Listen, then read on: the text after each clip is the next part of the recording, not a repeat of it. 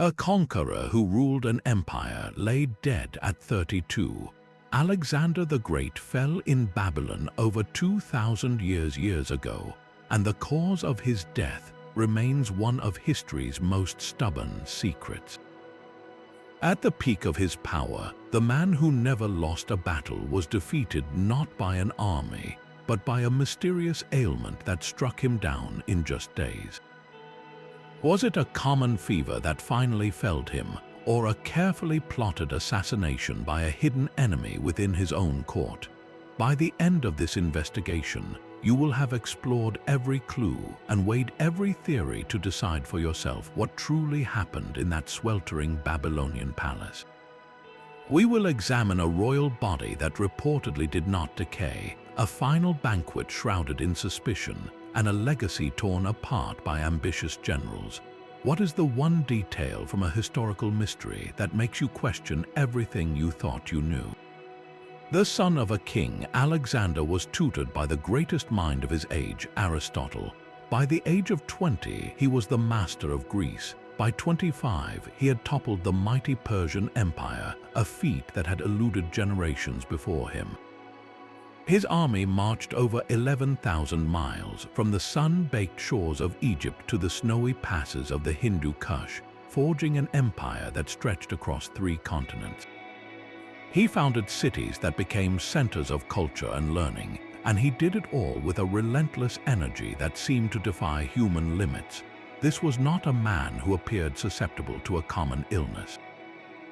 His death was not just the end of a life, it was a seismic event that shattered a world he had personally stitched together.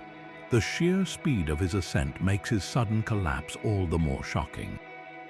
Here was a young commander who had faced down war elephants and endless armies, a king who had united East and West through sheer force of will. His empire was a personal creation, held together by his charisma and his unmatched authority. When that vanished, there was no clear successor, no stable system to take its place.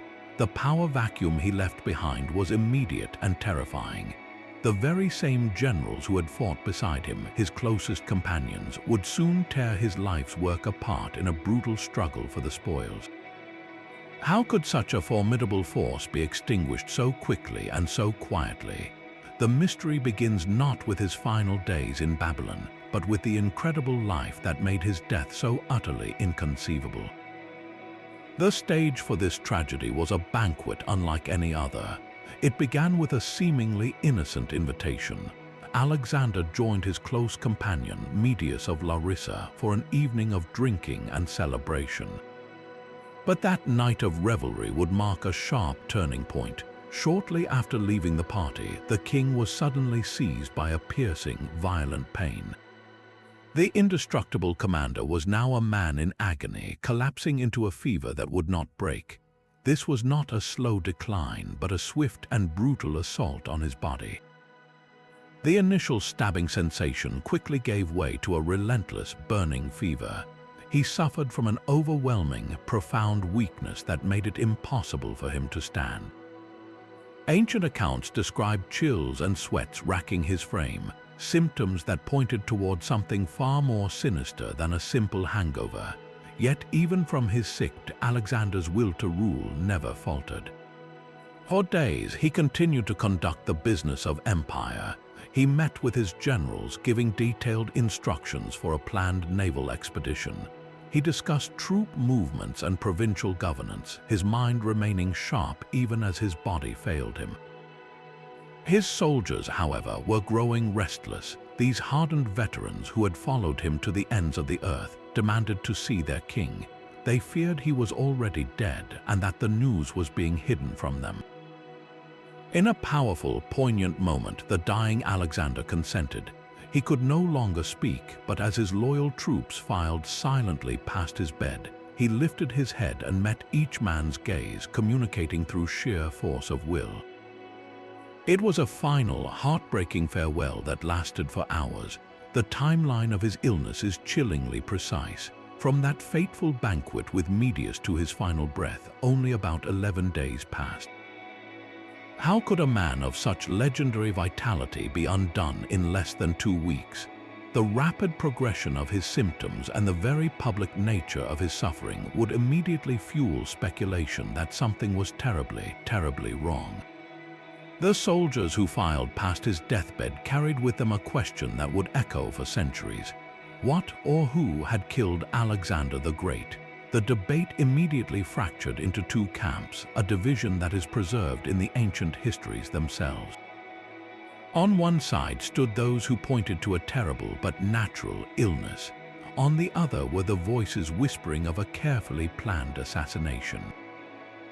The original sources offer no consensus. Some chroniclers describe a fever that raged through Babylon, suggesting Alexander was simply its most famous victim. They write of a sickness that could strike down even the strongest man, framing his death as a tragic but understandable act of nature. Yet other accounts, written decades after the fact, are filled with dark hints and suspicious details. They speak of a conspiracy, of a poison so rare and potent that its effects perfectly mimicked a fatal disease. This fundamental split at the very source of the story is why the mystery remains so compelling today. We are not just looking at a medical puzzle, we are sifting through ancient propaganda, personal loyalties, and the agendas of powerful men who had everything to gain from his demise. To understand the death of Alexander, we must first weigh these two opposing possibilities, natural disease against deliberate poison, and examine the evidence left to us by a deeply divided past. The answer may lie not in choosing one over the other, but in understanding why both explanations have persisted for so long. The most straightforward explanation points not to a poisoner, but to a microscopic killer. Typhoid fever, a brutal bacterial infection, was a common scourge in the ancient world, and the symptoms Alexander endured read like a textbook case of the disease. His sudden onset of a high, burning fever is a classic sign. The piercing abdominal pain he suffered aligns perfectly with the inflammation and ulceration typhoid causes in the intestines. His profound, escalating weakness over those 11 days mirrors the debilitating course of the infection, which systematically drains the body's strength. Even the reported detail that his mind remained clear until near the end fits the typhoid profile, where mental confusion often appears only in the final, terminal stages. The city of Babylon itself provides a compelling backdrop for this theory. Despite its grandeur, it was a place rife with public health hazards. The Euphrates River, the city's lifeblood, was also its Achilles heel. In an age without modern sanitation, water sources were frequently contaminated with human waste.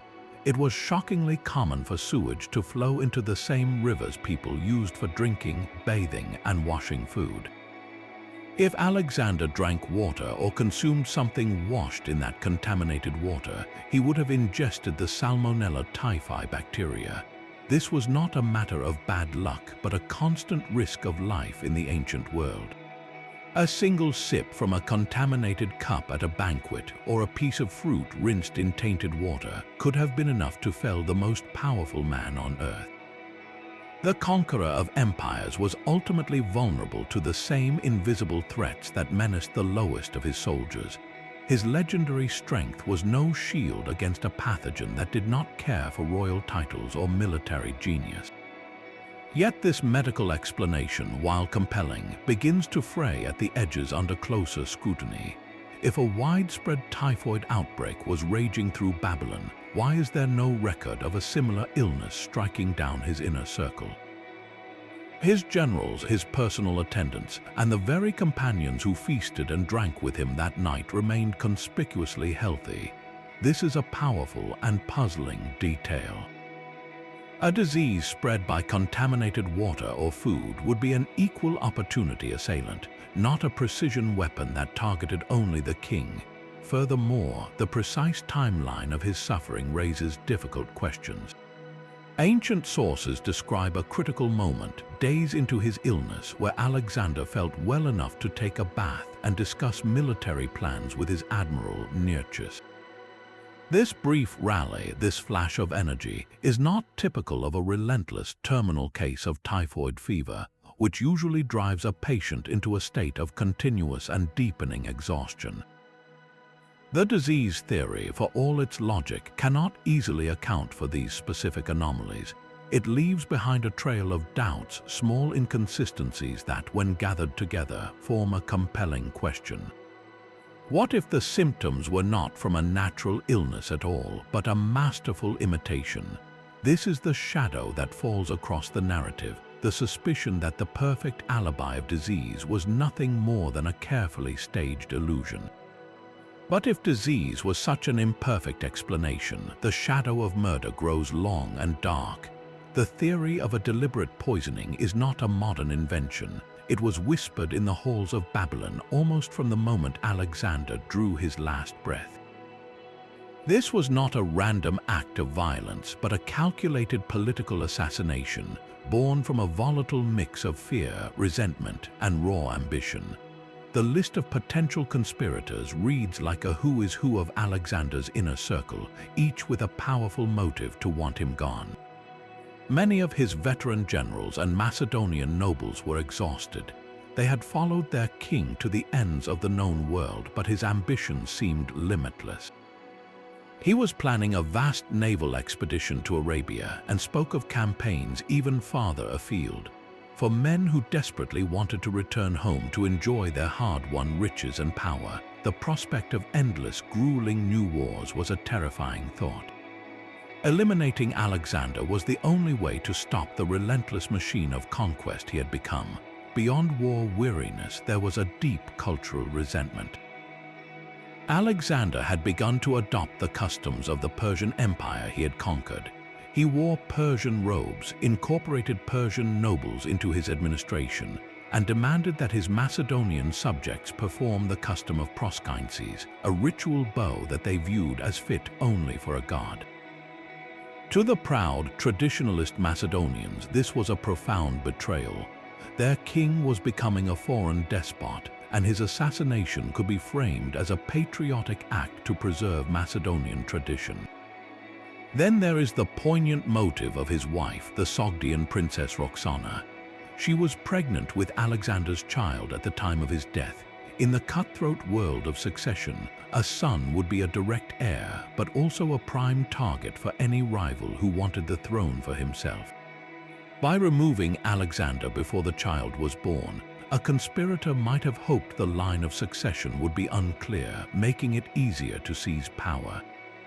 If Roxana suspected such a plot, she herself could have been involved, not to gain the throne, but to protect her unborn son from a future coup by orchestrating a preemptive one herself.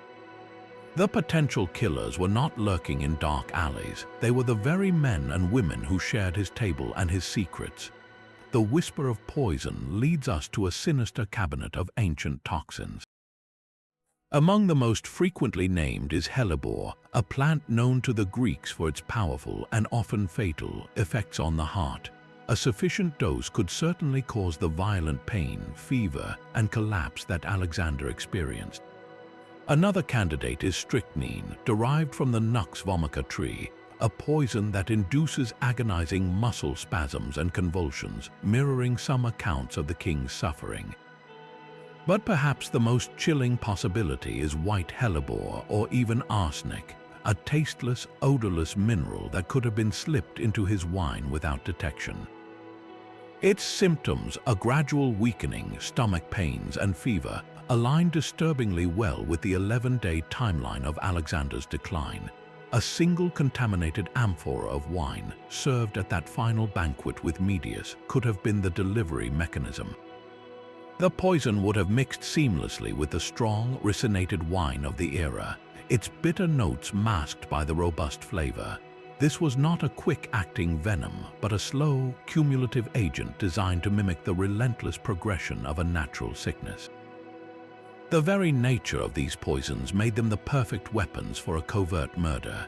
In the ancient world, there were no toxicology reports, no chemical tests to run on a body. A physician could only diagnose based on outward symptoms, and the symptoms of a skilled poisoning were deliberately chosen to look exactly like those of a rampant fever. This is why the poison theory holds such power. It explains the anomalies that disease cannot. It accounts for why only Alexander fell ill if the tainted wine was from a special royal supply. It explains the brief rally he experienced, a common occurrence with certain slow-acting toxins before the final system's failure. A natural death is a tragedy of chance, but a poisoning is a story of human motive, of a betrayal so intimate that it was served in a cup of friendship. The killer did not need to stab the king in the heart. They only needed to hand him a drink and let time do the rest. That final banquet with Medius now stands as the epicenter of the conspiracy. Ancient historians paint a vivid picture of the scene, describing how Alexander drank deeply from a special, large ceremonial cup known as a kylix. The moment the wine passed his lips, he was said to have cried out as if struck by a sudden, sharp pain in his chest. This was not the gradual onset of a fever, but an instantaneous reaction, a violent shock to his system. If their account is accurate, it points directly to a poisoned vessel. Imagine the logistics of such a betrayal. The king's wine was always tasted by a trusted cupbearer first, a standard precaution against assassination. For poison to reach Alexander, the plot had to be far more sophisticated than a simple tainted bottle. The poison itself would need to be undetectable by taste or smell, and the method of delivery had to bypass the taster entirely. One chilling possibility is that the poison was not in the wine itself, but was already inside the kylix. A thick, sticky resin, perhaps mixed with a concentrated toxin like hellebore or strychnine, could have been smeared inside the dry cup beforehand. The first few pours of wine would have washed over this residue, dissolving it into a lethal cocktail that the initial taster would never have consumed.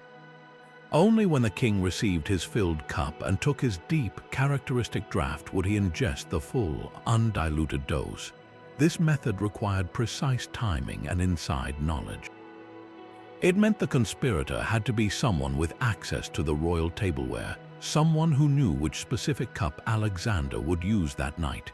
The act itself had to be carried out just before the banquet, a moment of stealth in the bustling preparations. This was not a crime of passion, but a cold, calculated maneuver executed in plain sight, hidden within the rituals of hospitality and celebration. The killer used the king's own customs as a weapon, turning a symbol of trust and fellowship into a vehicle for murder. The question is no longer just if he was poisoned, but how many hands it took to prepare that fatal cup. Could a medical mystery from the ancient world be solved by a modern diagnosis? A compelling new theory enters the arena, challenging both the disease and poison narratives with a startlingly precise explanation. Dr. Catherine Hall, a clinical senior lecturer in medicine, proposes that Alexander the Great did not die from typhoid or poison, but from Guillain Barré Syndrome, a rare autoimmune disorder. In this condition, the body's own immune system mistakenly attacks the peripheral nerves, the vital network that connects the brain and spinal cord to the rest of the body. This leads to rapid muscle weakness and, in severe cases, almost complete paralysis. The timeline of Alexander's suffering fits this model with chilling accuracy. His initial fever and pain could have been triggered by a common infection, perhaps a bout of camp fever, which then set off the catastrophic autoimmune cascade of Guillain Barré Syndrome. This would explain his swift descent from a man in agony to a ruler who could no longer speak or move, yet whose mind remained piercingly clear and aware until the very end. He was, in effect, a prisoner inside his own body, fully conscious as his nervous system shut down. This theory offers a powerful resolution to one of the most perplexing details in the entire story. Ancient historians reported with awe that Alexander's body showed no signs of decay for 6 full days after his declared death. This was seen as a miraculous sign of his divinity. But from a medical standpoint, Guillain Barré Syndrome provides a startlingly logical alternative. If the paralysis affected the muscles controlling his breathing, Alexander could have died from respiratory failure while his heart was still beating very slowly and faintly. In an era without modern medical equipment, a physician checking for a pulse or breath might have easily missed these subtle signs of life. He may not have been an incorruptible god, but a living man mistakenly presumed dead, his body preserved simply because he was not yet deceased. This single idea reframes the entire final act, transforming a divine miracle into a profound human tragedy. The conqueror who had cheated death on 100 battlefields may have ultimately been failed by the medical knowledge of his time. Guillain Barré Syndrome unfolds with a terrifying precision. It typically begins with a tingling or weakness in the feet and legs, a sensation that then begins to creep upward, paralyzing the body from the ground up in what doctors call ascending paralysis. This explains Alexander's profound weakness, his inability to stand, and eventually his loss of speech. The muscles responsible for breathing can become paralyzed, leading to respiratory failure. This maps perfectly onto the king's final days. His mind remained lucid because Dubious attacks the peripheral nerves, not the brain itself. He could hear his generals, understand their reports, and feel the gaze of his soldiers, but he was trapped inside a body that was systematically shutting down, a general whose final command was over an army of his own cells. This diagnosis elegantly solves the riddle of the uncorrupted body. If the paralysis affected his diaphragm and breathing muscles, Alexander's breathing would have become so shallow and faint as to be undetectable to his physicians. They would have declared him dead while his heart, controlled by the autonomic nervous system, was still beating slowly for days. He was not miraculously preserved by divinity, but was a living man in a deep, paralytic state mistaken for a corpse. This single medical insight transforms a 2,000-year-old miracle into a heartbreaking clinical reality. Why has this theory gained such traction where others falter? It is the only one that accounts for every single detail in the historical record simultaneously: the clear mind in a failing body, the specific timeline of paralysis, and that final, haunting image of a king who would not decay. It presents a tragic but coherent end where the greatest threat to the conqueror was not a foreign enemy or a traitor, but his own immune system turning against him. That final, quiet breath in Babylon did not bring peace, it ignited a firestorm. The very moment Alexander was gone, the fragile unity of his empire shattered. There was no clear heir, no single figure strong enough to hold the reins of the colossal territory he had forged. His wife Roxana was still pregnant, his half-brother was considered weak-minded, and the vacuum of power was absolute. Into this void stepped his most ambitious generals, the men history would call the Diadochi, a Greek word meaning successors. These were not strangers, they were his companions, his brothers in arms who had shared every hardship from the Granicus River to the Himalayas. Now they became rivals in a deadly new war, a conflict fought not for glory against a foreign foe, but for the broken pieces of a world. The unresolved mystery of Alexander's death cast a long shadow over everything they did. In the absence of a definitive cause, suspicion became a currency of power. Every general looked at the others and wondered, did you have a hand in it? Was his death an opportunity you helped to create? This atmosphere of mutual distrust made any lasting cooperation impossible. They were not just dividing an empire, they were dividing a crime scene, and every one of them was a potential suspect. The initial division was a tense and temporary agreement. His senior general, Perdiccas, took control as regent, attempting to hold the empire together for Alexander's unborn son. But the others carved out their own domains. Ptolemy took Egypt, establishing a dynasty that would last for centuries. Seleucus claimed the vast Asian territories from Babylon to the borders of India. Antigonus, the one-eyed, grabbed hold of much of Asia Minor. Lysimachus took Thrace, and Cassander eventually seized Macedonia and Greece itself. These were not peaceful administrative assignments, they were the opening moves in a chess game that would last for 40 years.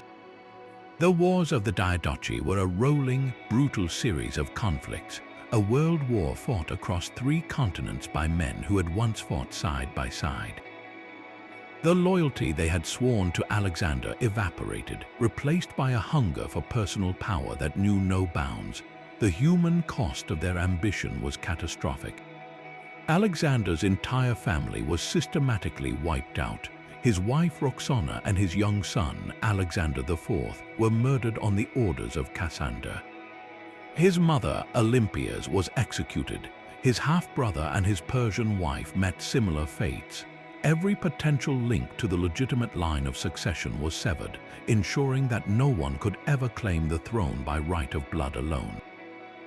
Power would belong only to the strongest, the most ruthless. The empire itself, a vision of a unified East and West, was torn into separate, warring kingdoms. The dream was dead, replaced by a reality of constant border squabbles and shifting alliances. The irony is profound. Alexander spent his life building, his successors spent their lives tearing apart. They fought over the corpse of his creation until nothing of its original form remained. This chaotic aftermath is in many ways the strongest evidence that his death was anything but natural. A peaceful, expected death from illness would likely have prompted a smoother transition. A clear successor would have been named, a plan set in motion. But what happened was sheer chaos, a frantic, violent scramble that suggests his inner circle was completely unprepared for his demise. This supports the poison theory, the idea that a small group of conspirators acted in secret, creating a sudden vacuum they hoped to fill.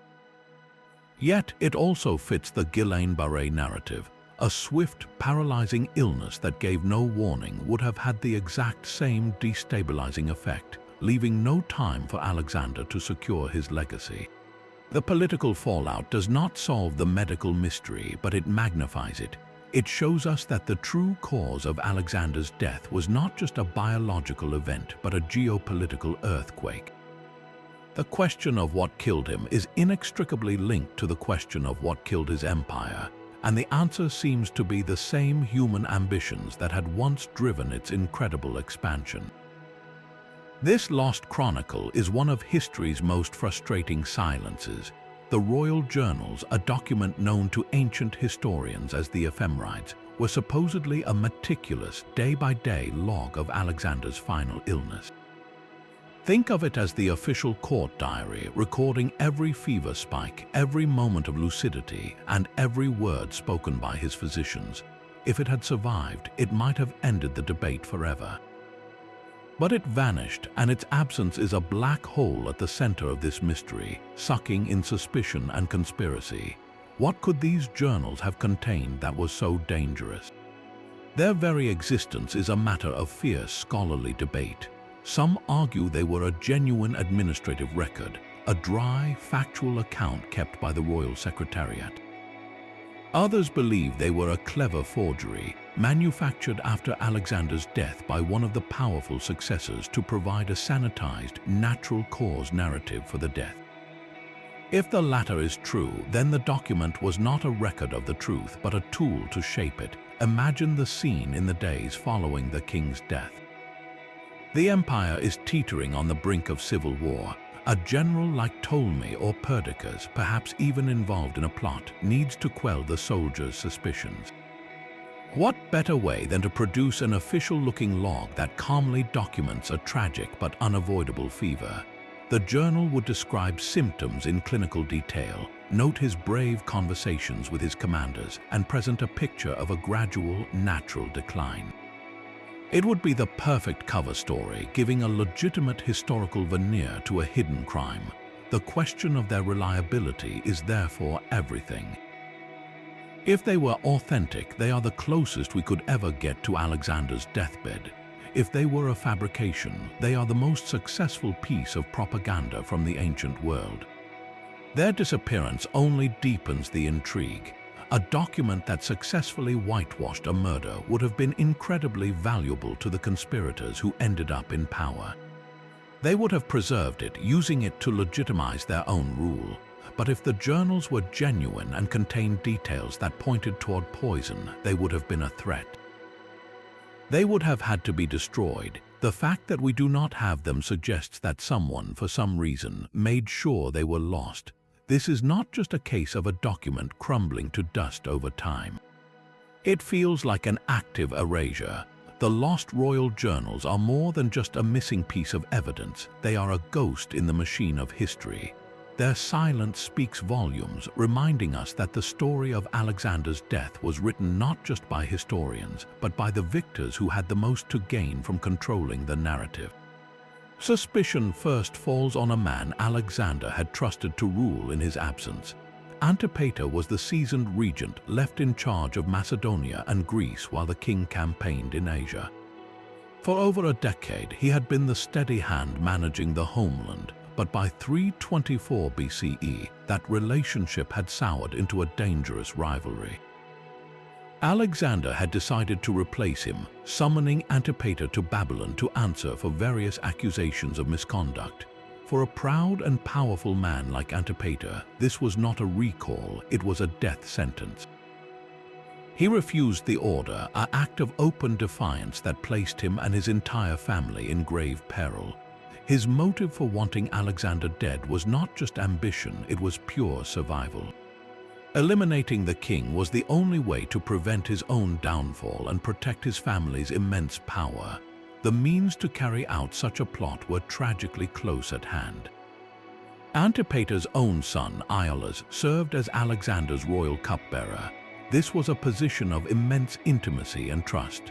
The cupbearer was responsible for tasting the king's wine, a human shield against poison.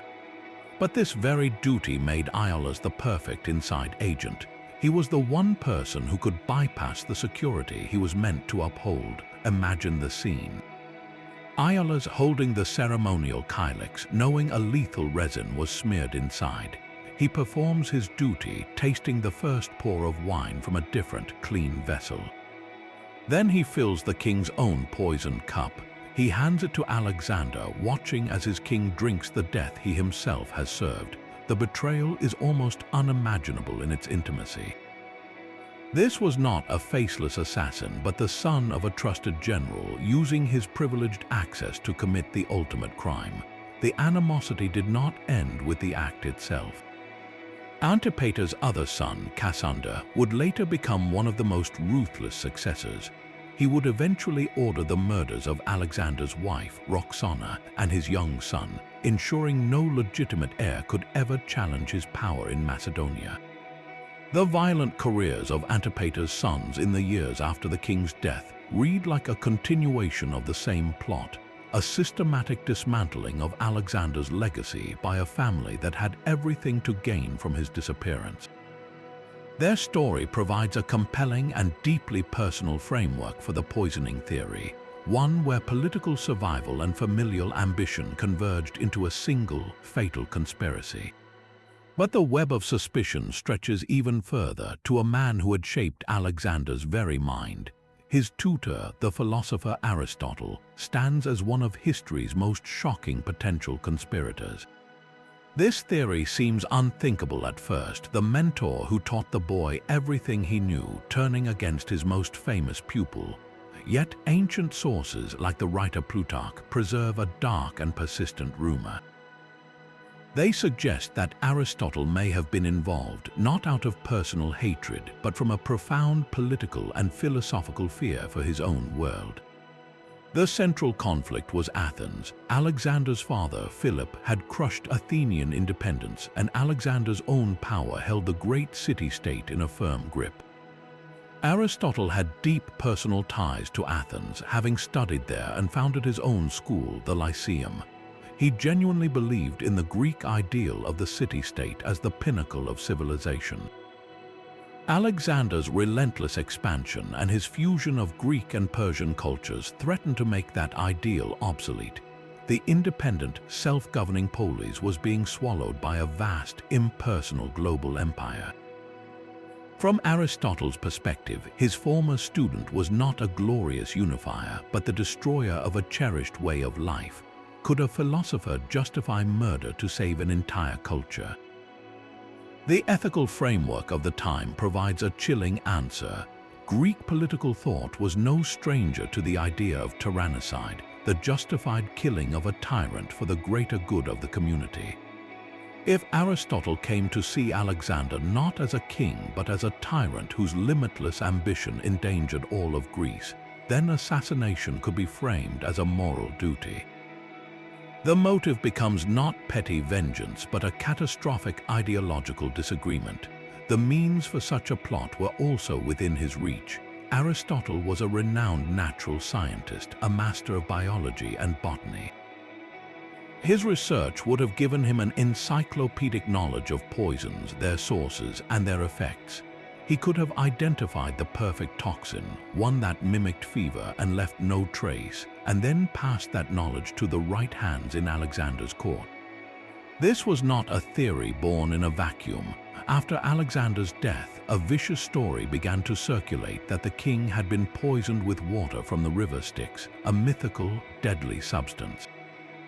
The legend claimed the poison was sent to Babylon in a mule's hoof, a container that could preserve a rare toxin, and that Aristotle himself had provided it. While this tale is clearly mythical, its existence points to a deeper truth. Someone in the ancient world believed the philosopher was capable of such an act. The betrayal, if true, would be one of history's ultimate ironies. The man who taught Alexander to see the world rationally and to strive for greatness may have ultimately decided that the student's greatness had become a monster that needed to be put down. It forces us to ask a difficult question. Can the love for an idea, for a city, or a way of life ever become so powerful that it justifies the destruction of the person who embodies its opposite? Long before his body failed, the world itself seemed to be screaming a warning. As Alexander approached the gates of Babylon, a group of Chaldean seers met him on the road. These were not mere fortune-tellers, but the elite astronomers and priests of the city, the men who read the will of the gods in the stars. They begged him not to enter. They had seen terrible portents in the heavens, signs that Babylon would be a place of death for him. They advised him to bypass the city entirely, to approach from the east instead of the west, a seemingly small action that they claimed could alter his fate. Alexander, ever the pragmatist and conqueror, was skeptical. He had built his career on defying omens and overturning predictions of failure. To turn back now, based on the muttered fears of priests, was against his very nature. He pressed on, dismissing their warnings as superstition. Yet the signs only grew more insistent. Upon entering the city, the throne upon which he sat to receive foreign dignitaries was said to have been occupied by a stranger, a mysterious, silent figure in royal robes. Before anyone could react, the apparition vanished. Was it a trick of the light, a staged political act, or a genuine supernatural warning? The message was clear. A foreign king was taking a throne that did not belong to him, and the seat of power itself was rejecting his presence. The atmosphere was thick with a sense of impending doom, a feeling that every step he took deeper into Babylon was a step toward a preordained conclusion. Even the most rational mind might have felt a chill, a sense that the universe was aligning against him. How much of this was real, and how much was a story crafted after the fact to give a tragic death the weight of destiny? The chroniclers who wrote these accounts did so with the full knowledge of how the story ended. It is the easiest thing in the world to look back and see signs everywhere, to connect random events into a pattern that points toward a known outcome. A fallen chair becomes a portent, a strange dream becomes a prophecy. These stories of omens served a powerful purpose. They transformed Alexander's death from a random, sordid event in a palace bedroom into an epic, fated tragedy. They suggested that his end was not a small, human crime, but a cosmic event, the closing of a chapter written by the gods themselves. This myth-making was essential for his legacy. A man killed by a fever lacks the drama of a hero marching knowingly toward his doom. A king murdered by his own cupbearer is a tale of base betrayal, but a king who ignores divine warnings to meet his fate is the stuff of legends. The omens provided a narrative structure that made sense of the senseless, giving a chaotic and politically messy death a clean, dramatic arc. They helped cement his status as a figure larger than life, a man whose very birth and death were surrounded by the supernatural. So we are left with a choice. Do we see these prophecies as genuine glimpses of the future, or as brilliant pieces of posthumous propaganda, woven into the historical record to ensure that Alexander the Great would never be remembered as just a man? The king's body itself became the final, silent witness. For 6 full days after his last breath was recorded, the corpse of Alexander the Great was said to have shown no signs of decay. In the sweltering heat of Babylon, this was more than unusual. It was considered a miracle. To his grieving soldiers and anxious generals, this was the ultimate proof, a divine sign that the man they had followed was not merely mortal, but a god walking among them. The air in the room must have been thick with awe and fear, the absence of the expected smell of death feeling both sacred and deeply unsettling. Here was a conqueror whose power in life seemed to transcend the natural order, and now, even in death, he appeared to defy it. This single, astonishing detail has echoed through the centuries, a cornerstone of the legend. But modern science offers a startlingly different interpretation, one that strips away the divine and replaces it with a profound human tragedy. The theory of Guillain Barré Syndrome provides a chillingly logical explanation. If the ascending paralysis characteristic of GBS had reached the muscles controlling his breathing, Alexander's breaths would have become so shallow, so faint, that they were imperceptible to his physicians. In an era without stethoscopes or sensitive mirrors to detect breath, a doctor checking for a pulse at a thick wrist might easily have missed the slow, weak beat of a heart still struggling to function. He would have been declared dead while, in fact, he was still alive, trapped in a state of profound locked-in syndrome. His body was not miraculously preserved, it was simply not yet a corpse. The lack of decomposition for those 6 days was not a sign of divinity, but a tragic medical misdiagnosis on a royal scale. This recontextualizes every element of his final vigil. The loyal soldiers filing past his bed were not saying goodbye to a dead king, but to a living, conscious man who could see and hear them, a commander fully aware of his own funeral proceedings. The clear mind in a failing body, a detail that so perfectly fits the GBS diagnosis, makes this possibility heartbreakingly plausible. He was there, a prisoner inside his own form, witnessing the world begin to dismantle his life's work. This medical perspective does not diminish the mystery, it deepens it with a layer of unbearable pathos. The question shifts from a supernatural wonder to a clinical dilemma. How could the finest physicians of the age have made such a catastrophic error? The answer lies in the limits of ancient medicine. They were experts in wounds and fevers, but a total, silent paralysis of the nervous system was likely beyond their comprehension. They expected death to look a certain way, and when Alexander's body failed to follow the familiar script of rigor mortis and rapid decay, they saw a god instead of a patient in a deep, paralytic coma. This enigma of the uncorrupted body remains one of the most compelling pieces of the puzzle, a point where faith and science, ancient belief and modern medicine collide. It forces us to look past the legend and see the vulnerable man at its center, a king whose greatest battle may have been fought in utter silence against the betrayal of his own body. His body became a prize more valuable than any conquered kingdom. The man who had forged an empire in life now embarked on a final, posthumous journey that would last 2 full years.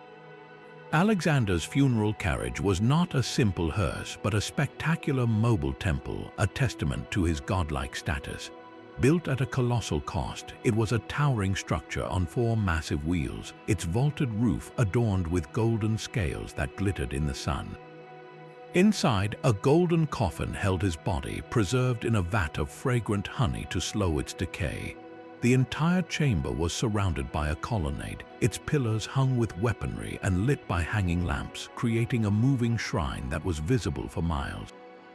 This was not a quiet procession of mourners, it was a statement of raw, undiminished power, a kingdom on wheels traveling through the heart of a fractured world. The general Ptolemy, who had secured Egypt for himself, understood the immense symbolic value of this relic. To possess Alexander's body was to claim a direct line to his authority, to legitimize one's own rule in the eyes of the soldiers and the people. He intercepted the grand procession as it marched toward its original destination in Macedonia, a bold act of theft that would ignite a new kind of conflict.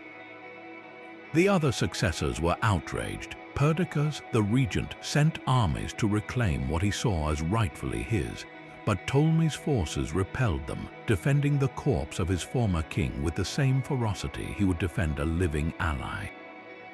The body of Alexander, the ultimate political trophy, had become a catalyst for yet another war.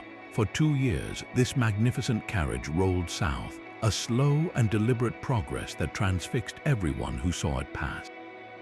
Villagers and city dwellers alike lined the routes to watch the golden shrine glide by, a surreal and powerful reminder of the conqueror whose influence reached from beyond the grave.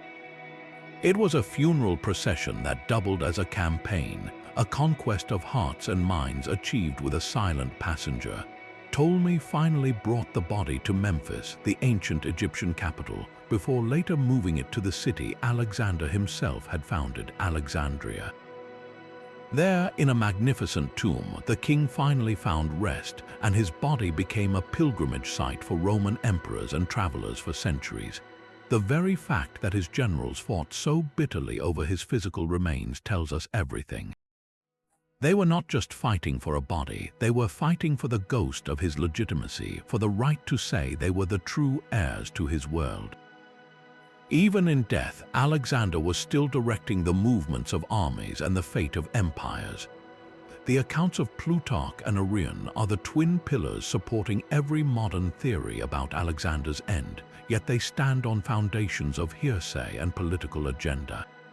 Plutarch, writing more than 4 centuries after the fact, approached Alexander's life as a moral philosopher. He was less concerned with the precise medical details of the death and more interested in what the story said about Alexander's character and the nature of leadership. His narrative is rich with drama and poignant moments like the king's silent farewell to his troops, scenes designed to evoke empathy and moral reflection. Arian, a Greek historian serving in the Roman army, wrote with a different purpose. He declared his intention to rely on the most trustworthy accounts available to him, primarily the lost memoirs of Alexander's general Ptolemy and the court historian Aristobulus. Arian presents a more straightforward military chronicle, often stripping away the sensational to focus on the logistical and political chain of events. These 2 men were not impartial journalists, they were curators of a legend, and their choices about what to include and what to omit shape our entire understanding of the tragedy. The contradictions between them are not simple errors, they are clues to the biases of their sources. When Plutarch describes Alexander crying out in pain after drinking from the cup, he is likely drawing from a tradition that favored the poisoning narrative. When Arian focuses on the relentless progression of a fever, he is echoing the official, sanitized version promoted by Ptolemy, a man who became a king and had every reason to downplay rumors of regicide. Their sources were men with everything to gain from controlling the story. Ptolemy's memoirs, which Arian so heavily relied upon, were written decades after the fact by a man who had successfully seized power in Egypt. His account naturally portrays himself in a favorable light and presents a version of events that legitimized his rule. If Ptolemy was even remotely involved in a conspiracy, his history would be the last place to look for a confession. It would be a masterpiece of strategic omission.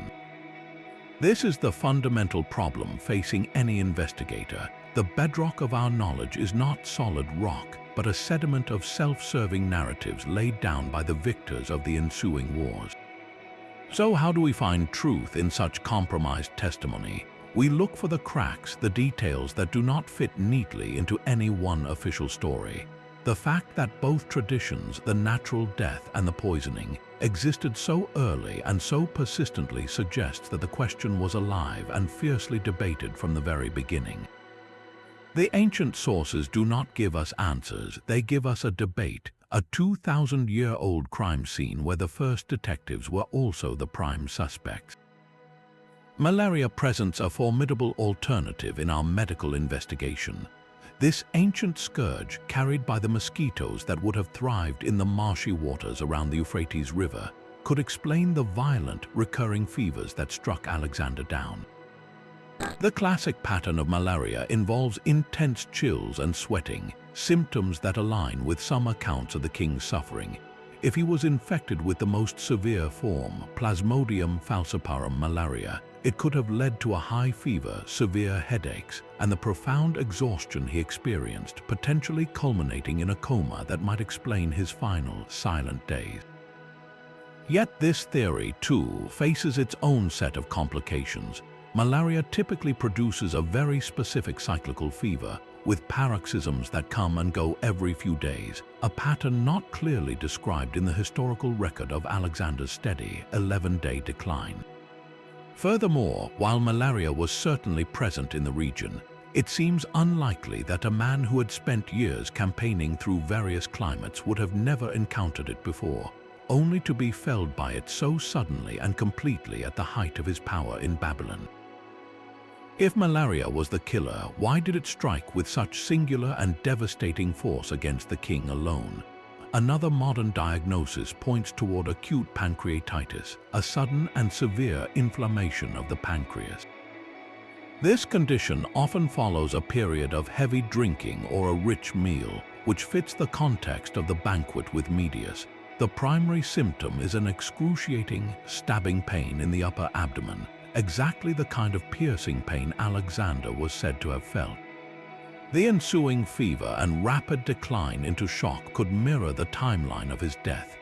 This explanation feels almost intuitively satisfying, connecting his final night of revelry directly to his physical collapse.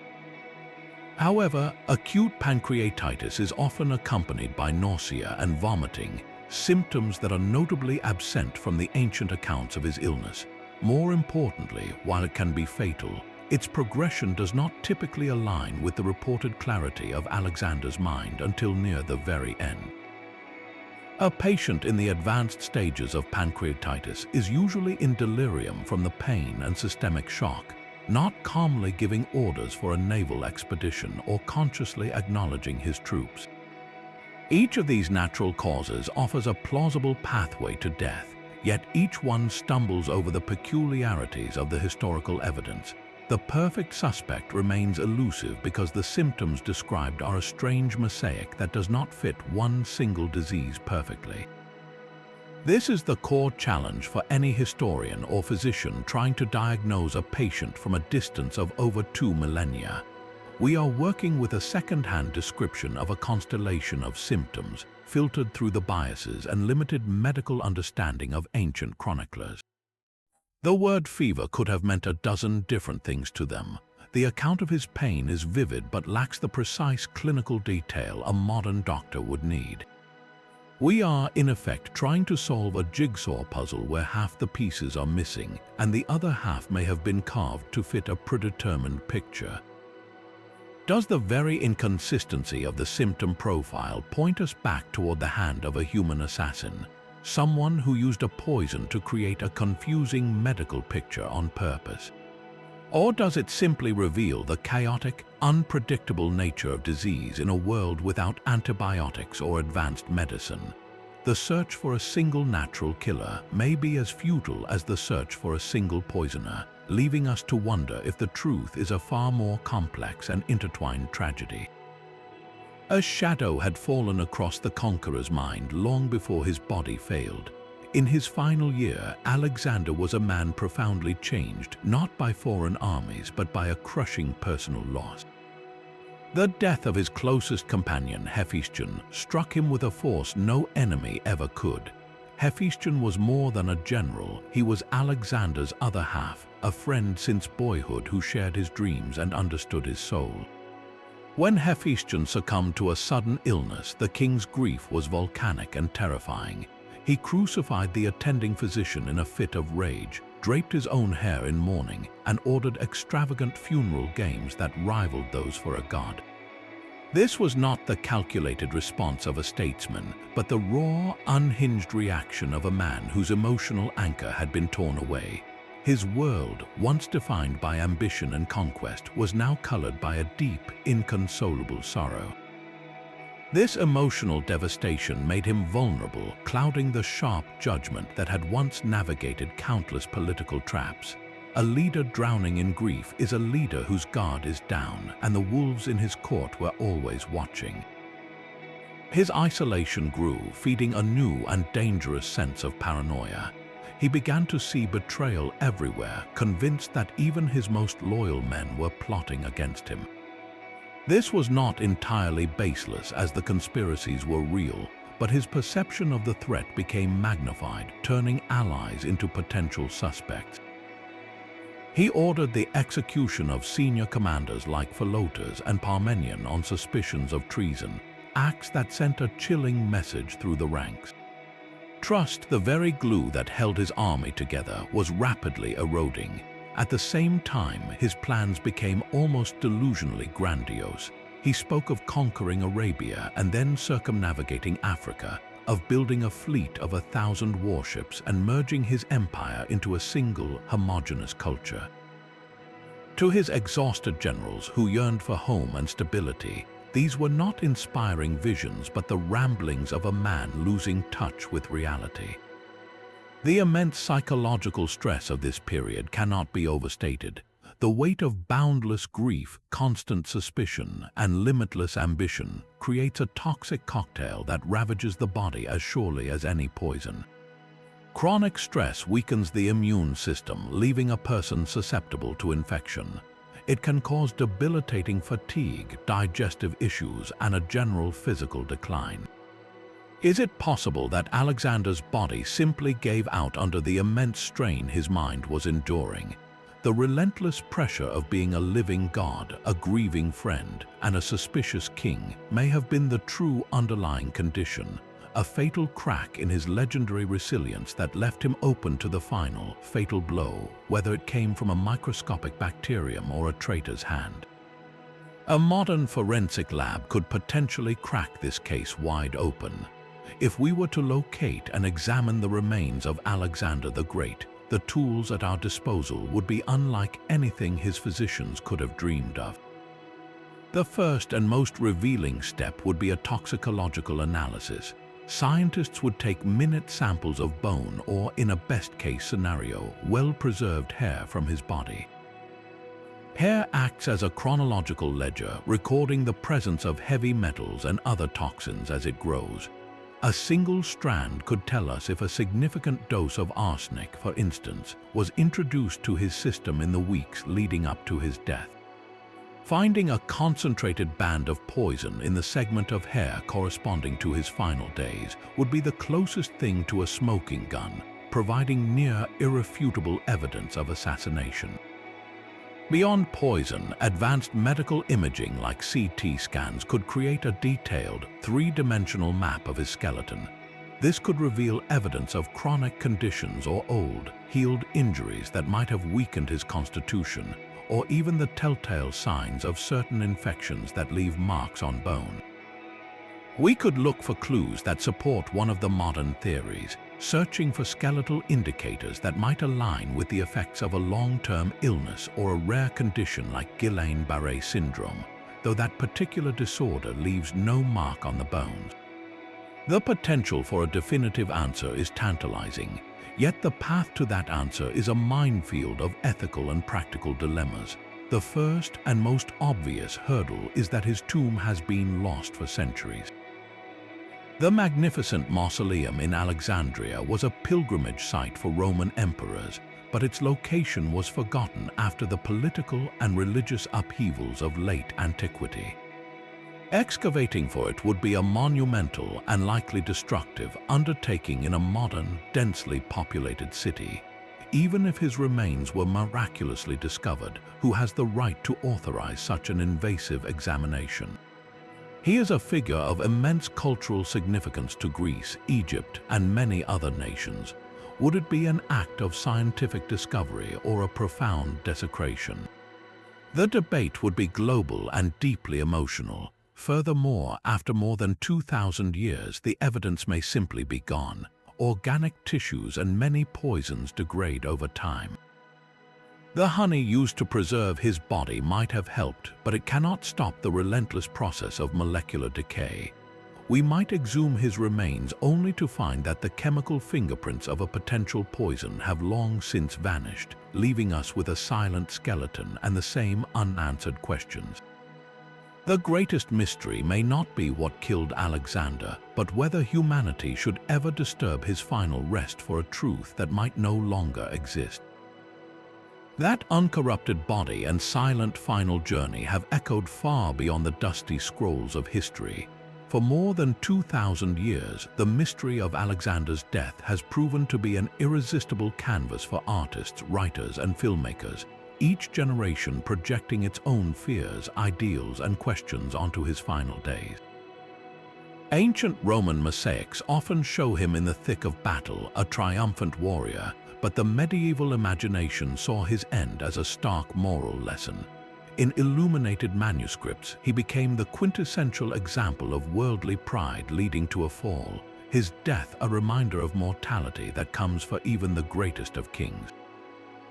These artists were less concerned with medical accuracy and more with the philosophical weight of the story, using his sudden end to ponder the fleeting nature of power and glory. The Renaissance revived him as a tragic hero, a figure of near-divine potential cut down at his peak. Paintings from this era capture the dramatic pathos of his deathbed scene, the strong, youthful body now limp, surrounded by grieving generals, the light fading from the eyes of a demigod. It was a reflection of the era's own fascination with human potential and its limits, a poignant story of ambition cut short. This artistic evolution shows us that the question of what killed Alexander has always been intertwined with a deeper cultural question: what did his life and his death truly mean? The mystery was not just a puzzle to be solved, but a mirror held up to the values of each new age. How a society chooses to depict his final moments reveals what it fears most about power, fate, and the vulnerability of its own heroes. The shift from moral allegory to human tragedy in art traces our own changing understanding of history, from a series of divine lessons to a complex tapestry of individual lives and choices. This cultural obsession found its most elaborate expression in one of the greatest literary works of the Middle Ages, the Romance of Alexander, a sprawling collection of legends that circulated across Europe and Asia, transformed the historical king into a mythical figure of pure fantasy. In these tales, Alexander does not die from fever or poison in Babylon. He journeys to the ends of the earth, exploring the depths of the ocean in a glass diving bell and soaring into the sky in a griffin-drawn chariot. His death, when it finally comes, is often portrayed as a result of treachery, but it is a treachery steeped in magic and prophecy. This was not a failure of historical accuracy, but a testament to the story's power. The real mystery was so compelling that it could not be contained by mere facts. It had to be expanded into the realm of epic. People were not satisfied with the ambiguous historical record. They wanted a narrative that matched the scale of the man's life, a death as extraordinary as his conquest. The romance ensured that Alexander remained a household name for centuries, his story told and retold in dozens of languages from Persia to France. Each version adapted the core mystery to fit its own cultural context, but the central enigma of his end remained, a blank space that every storyteller felt compelled to fill. This process of myth-making shows us that the human mind craves resolution, even when history provides none. When the truth is missing, legend rushes in to take its place. The modern era has traded illuminated manuscripts for the silver screen, but the fascination remains undimmed. Oliver Stone's 2004 film, Alexander, presents a deeply psychological portrait of the king, framing his death through the lens of his complicated relationships with his mother, his companions, and his own relentless drive. The cause of death is presented as a culmination of his wounds, his grief, and the political pressures that surrounded him, a slow burn rather than a single dramatic event. Other films and television series have leaned into the conspiracy, dramatizing the poisoning theory with shadowy meetings and sinister courtiers. These modern interpretations reflect our own societal preoccupations with psychology, internal conflict, and systemic corruption. We see Alexander not just as a god-king or a moral lesson, but as a flawed, complex human being whose death might have been the result of a perfect storm of personal and political failures. The enduring appeal of the mystery in popular culture proves that it taps into something fundamental, the unsettling idea that history can turn on a single, unexplained event. The story of Alexander's death continues to captivate because it is, at its heart, the ultimate cliffhanger, a finale that was never properly written, leaving every generation to write its own ending. 2,000 years later, the case remains cold because of three stubborn questions that refuse to go away. First, why was there no immediate investigation into the death of the most powerful man in the world? In an age when autopsies were known, even performed, the body of Alexander the Great was simply prepared for burial. No physician is recorded as cutting him open to search for a poison or identify a disease.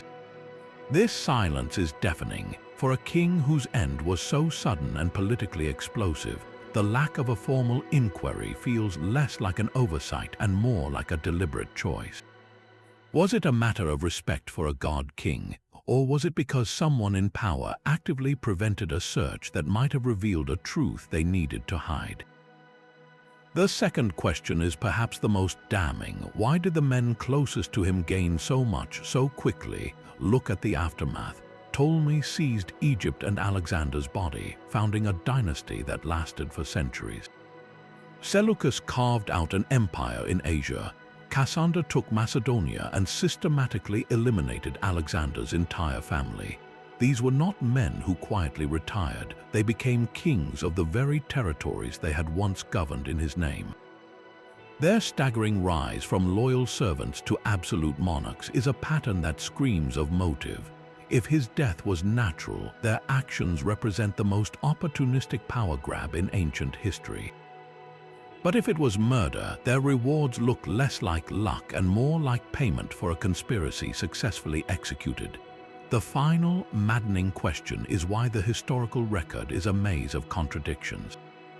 We are left with sources written decades, even centuries after the fact, each one filtered through the biases of the men who won the wars that followed. The original royal journals are gone. The first-hand accounts from those final days are lost. What remains is a collection of competing narratives, a story told by the victors who had every reason to shape the truth to suit their own legitimacy. This ambiguity is the lifeblood of the mystery. It allows the poison theory to flourish alongside the disease theory, and it gives modern diagnoses like Guillain Barré Syndrome a space to exist. The accounts are not a clear record, they are a battlefield of interpretations, and we are still sifting through the rubble. These lingering doubts are what transform a historical event into an eternal puzzle. We are left wondering if the full story was known all along by a select few, and then carefully, deliberately buried with the king. So the final diagnosis remains elusive, a puzzle with pieces that no longer fit. We are left with a man felled by a common fever, or perhaps a victim of a meticulously plotted poisoning, or even a tragic case of a modern autoimmune disease mistaken for death itself. Each theory, from typhoid to hellebore to Guillain Barré Syndrome, presents a compelling yet incomplete picture, its evidence shadowed by the agendas of ancient historians and the silent decay of time. The absolute truth of what happened in that Babylonian palace died with Alexander, lost to the political storms that followed, and this is precisely why his story refuses to let us go. It is history's ultimate whodunit, a mystery that transcends the ancient world to probe the very nature of power, the sting of betrayal, and the humbling reality of mortality that claims even the greatest of legends. We are drawn to it because it forces us to confront the fragility of empires built by a single man and the chaotic void that follows when that force vanishes. The debate itself is the legacy, a conversation stretching across millennia. So what do you believe brought down the King of Kings? Was it a microscopic germ, a traitor's poison, or a cruel twist of his own biology? Share your verdict in the comments below, and if you are captivated by the secrets of the past, subscribe for more deep dives into the mysteries that history left unsolved.